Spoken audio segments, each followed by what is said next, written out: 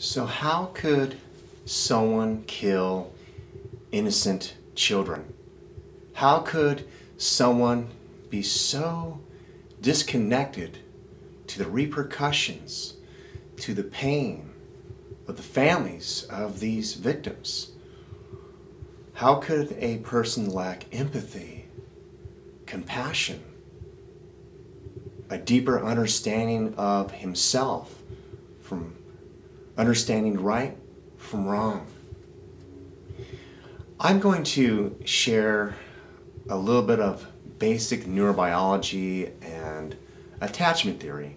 I'm not diagnosing anyone, and I'm not saying that this is the case for what happened in Connecticut, but more than anything else, this is to address a much bigger problem. See, the way that we come to be, to understand our inner world, to self-regulate, and to empathize with others is by our earliest transactions with our caregivers.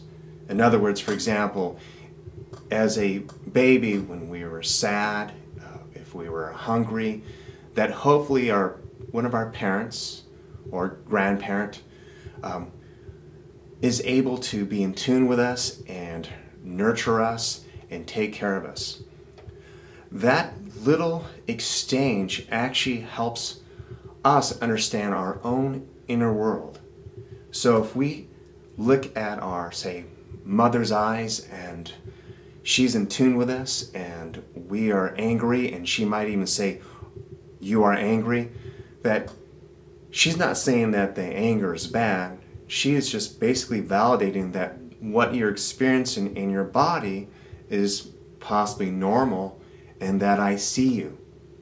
And with that being said, maybe throughout life I can better manage the anger I feel sometimes. It's not something that I take in and I suppress, but it's something that I'm able to look at maybe objectively and be able to have some healthy outlet if I were to be upset in the future. These are very important things to understand as far as how our direct conversations with caregivers, with people, especially when we're younger, develop our sense of self. For example, if I were a little baby and I were to hear a fire truck racing by and it's making this loud noise, and I start to cry, and I were to look at my mother and she would look at me and with her softness, with her gaze, let me know that it's okay, it's safe. In the future, when I would hear that truck race by again, of course I would know that it's non-threatening.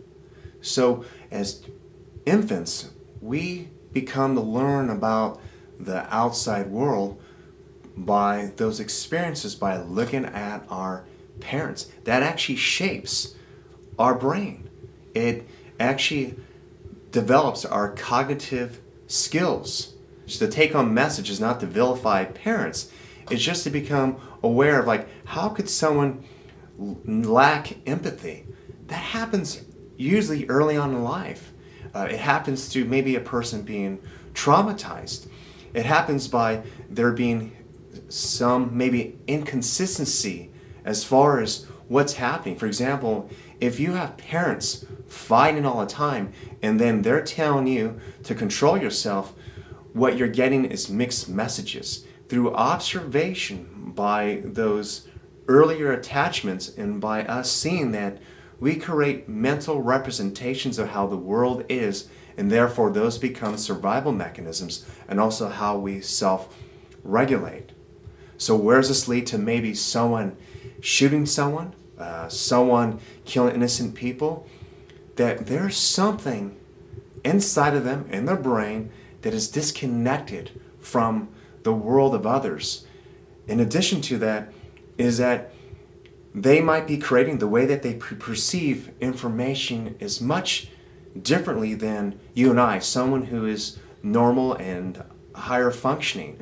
What I mean by that, when you ask this question, how could a person kill innocent people, what you're asking is a question based on you, a person who's normal, healthy, because all of us have been angry and we know the repercussions if we were to act out this problem. We have those moments to contemplate and not commit that horrific act.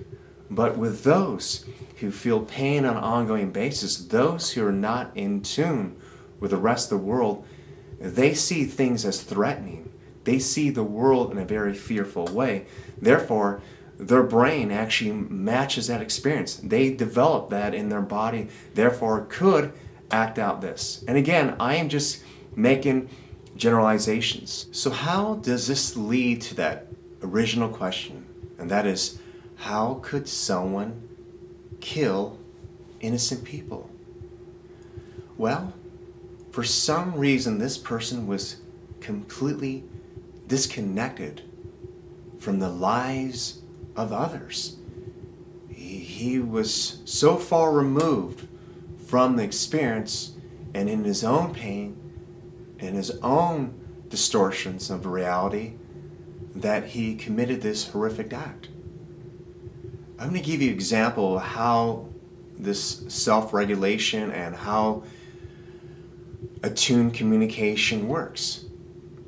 I don't have to be saying anything. If I were sitting here right now, as I am, in front of this video camera, and I had a warm cup of coffee, and you can see the steam, and I was enjoying it, that we can actually hook up electrodes on your scalp, and it would show brain activity, if you're in tune with me, as if you were holding a cup of coffee also. That we have what's called mirror neurons, that we actually can match other people's experiences, that we can actually also discern ours from theirs. So for some reason, this person went into his own world and disconnected, and somehow was experiencing a very distorted perception of reality and those of others. Somehow he felt extremely victimized. For some reason, maybe he felt that this would justify his pain. Maybe it was a cry out. Again, we can't go on and try to come up with theories of why it is that he did what he did. But I think what we all can agree on is that this individual became disconnected from his heart, from the hearts of others. And therefore, this is what happened.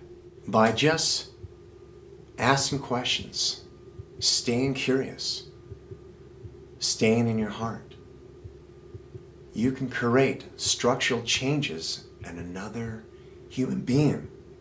It's scientifically proven. So take time out of your day to look at those who maybe look like they're in pain, those who are withdrawn, those who you think are maybe shy, and really pay attention. Really open your heart up, and you might see changes in that person. We all have a responsibility.